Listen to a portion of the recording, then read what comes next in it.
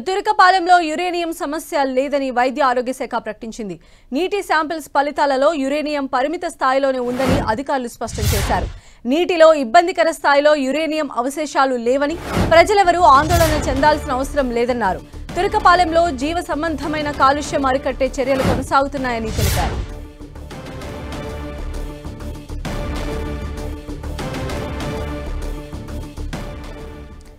మరిన్ని అప్డేట్స్ మా ప్రతినిధి నాగరాజు అందిస్తారు. నాగరాజు,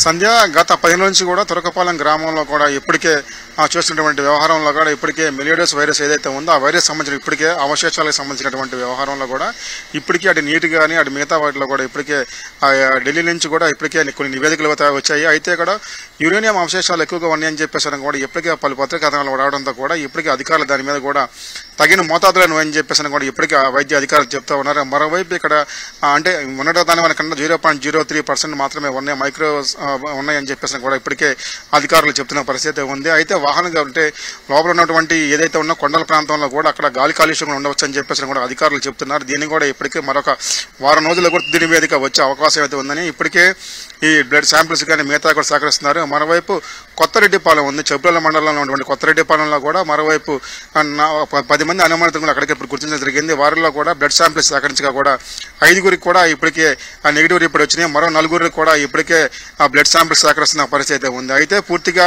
వర్షాకాలం పరిస్థితులు ఉండడంతో కూడా అక్కడ ప్రాంతాల్లో పలు ప్రాంతాల్లో కూడా ఇప్పటికే ఏవైతే ఉన్నాయో ఆ సీజనల్ వ్యాధులు కూడా రాకుండా కూడా ప్రజలు అప్రమత్తంగా ఉండాలని చెప్పేసి కూడా వైద్యులు సూచిస్తున్నారు.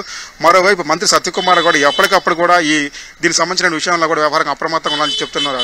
మరోవైపు ఇప్పటికే ఆ బృందాలు మొత్తం అంతా కూడా అక్కడికి సేకరించి కూడా రక్త నమూనాలు సేకరిస్తూ ఉన్నాయి. అయితే మిలియోడస్ ఏదైతే ఉందో ఆ వైరస్ సంబంధించినటువంటి లక్షణాలు ఏవైతే ఉన్నాయో వారందరినీ కూడా వైద్య పరీక్ష చేయాలని చెప్పేసి ఇప్పటికే ఆదేశం జరిగిందే ఉంది. ఇప్పటికే ఆ పలు ప్రాంతాల్లో కూడా ఇప్పటికే అటు నర్సింగ్లు కానీ మొత్తం అంతా కూడా ఇంటింటికి వెళ్ళి కూడా ఎవరెవరికి జ్వరాలు ఉన్నాయి, ఫీవర్లు ఉన్నాయని చెప్పేసి చేస్తున్నారు. అయితే యురేనియం అవశేషాలు ఎక్కువగా ఉన్నాయని చెప్పేసి అన్న నేపథ్యంలో కూడా అటువంటివి ఏమీ లేవని చెప్పేసి కూడా వైద్య శాఖ అధికారులు కూడా ఇప్పటికి తేల్చి చెప్పారు. మరోవైపు ఇంకా మరొక 10 రోజుల్లో కూడా డెత్ అనాలిసిస్ చేసినటువంటి చనిపోయిన వాళ్ళకి ఎవరు ఎందుకు చనిపోయారని అనేది కూడా ఇప్పటికే మరొక 10 రోజుల్లో కూడా నివేదిక ఇచ్చే అవకాశం అయితే ఉందని చెప్పేసి కూడా అధికారులు చెప్తున్న పరిస్థితి ఉంది. సంధ్య. రైట్ నాగరాజు.